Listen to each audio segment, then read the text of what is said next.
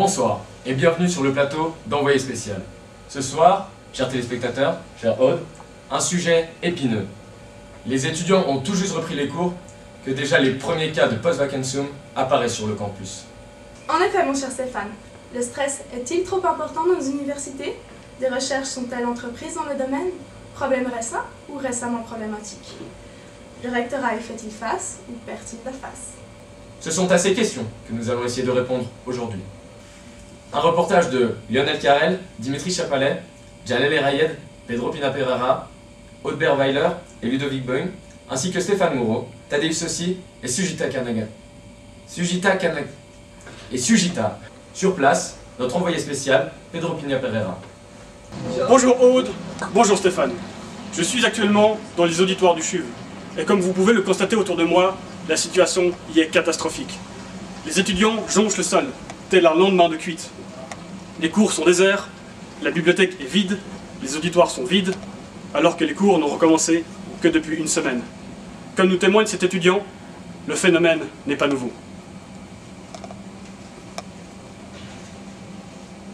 Je suis actuellement devant le bureau de l'AEML avec Guy Moutoni, étudiant en médecine en deuxième année. Guy, quelle est la situation en ce début de semestre? On ne peut pas travailler, c'est le post-vacantium, vous comprenez, c'est comme ça. Moi, je ne peux pas faire du foufou, je ne peux pas aller voir Kirikou, on ne peut pas faire comme ma maman. Bon, je ne suis pas d'accord. Je ne suis pas signé pour ça. On est d'accord. On revendique. Allez, on est d'accord. C'est ta maison. Comme vous le voyez, la situation est actuellement incontrôlable. C'est bon. Nous sommes actuellement au CHUV, au service de psychiatrie, où nous avons rendez-vous avec un spécialiste, afin de mieux comprendre le phénomène de post-vacantium. Un entretien exclusif avec le docteur Tabernacle. Oui, voilà, c'est vrai, nous avons bel et bien affaire à un syndrome qui se prénomme post-vacantium, car il est post-vacantium. Un syndrome très connu car il a sévi en France pour la dernière fois en mai 68. C'est un problème de santé publique car il est de la santé et du public. Et face à cela, nous ne savons pas que faire, nous sommes, comme qui dirait, démunis. Les images que nous avons vues sont alarmantes. Les firmes pharmaceutiques trouvent chaque jour de nouveaux médicaments, mais en vain. Et le rectorat commence tout juste à se pencher sur le problème. Mais en parallèle, un projet pilote proposé par les étudiants en médecine de 3e année, mené par le professeur Stamenkovic, qui vient tout juste de proposer une solution qui semble résoudre notre problème. Nous retrouvons le professeur et ses fidèles dans son laboratoire. Un reportage exclusif de Jalel Erayed.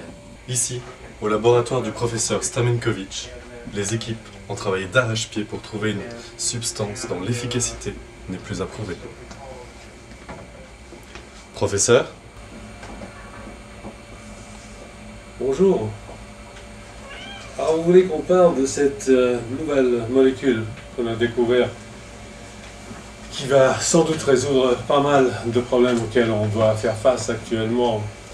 On a identifié 7 molécules en fait, qui ont affaire avec le vice sur le plan comportemental. L'avarine, l'orgueilline, l'envidine, la gourmandine, la colérine, la luxurine, toutes ces molécules sont des cytokines en fait. Et puis il y a juste la paricine qui reste une molécule de surface. Alors, ce qu'on a essayé de faire, c'est de mettre ensemble les principes actifs de ces différentes cytokines, et on a constitué une seule molécule recombinante qu'on appelle maintenant le 7-péchylcapital. Et ce 7-péchylcapital est capable en fait de restituer l'envie, le goût de la vie et l'envie de vivre aux individus. Et quand on donne un excès de l'ensemble de ces molécules, on a un dérèglement moléculaire dramatique au niveau des cellules qu'on a appelé simplement la bestialité moléculaire. Et c'est à ça évidemment qu'on doit faire extrêmement attention au moment où on fait le dosage de ce médicament. Et vous le verrez bientôt, ce médicament sera vendu dans les pharmacies, c'est prévu pour le mois qui vient, et le nom qui sera utilisé, c'est le bal de médecine de Mycose. Notre curiosité a été stimulée par cette équipe peu atypique. Nous avons donc invité directement sur notre plateau un des membres du laboratoire qui vient dévoiler une information exclusive. Il a souhaité garder l'anonymat. Bonjour Aude, bonjour Stéphane. Alors voilà, je comprends tout à fait la douleur des étudiants. et je veux leur transmettre une communication cruciale. La première dose à grande échelle de notre traitement sera délivrée de nuit au Math Club de Lausanne le jeudi 1er mars, dès 21 h, et ce, jusqu'au bout de la nuit. Le prix du traitement est de 20 francs par personne sur place, ou de 15 francs par réservation auprès de nos différentes instances. Les effets secondaires restent incertains, mais pourraient être vomissements, nausées, céphalées, courbatures, grossesse, amnésie ou peut-être priapisme. Merci monsieur pour ces précisions de dernière minute. Les étudiants seront sûrement très soulagés par cette solution.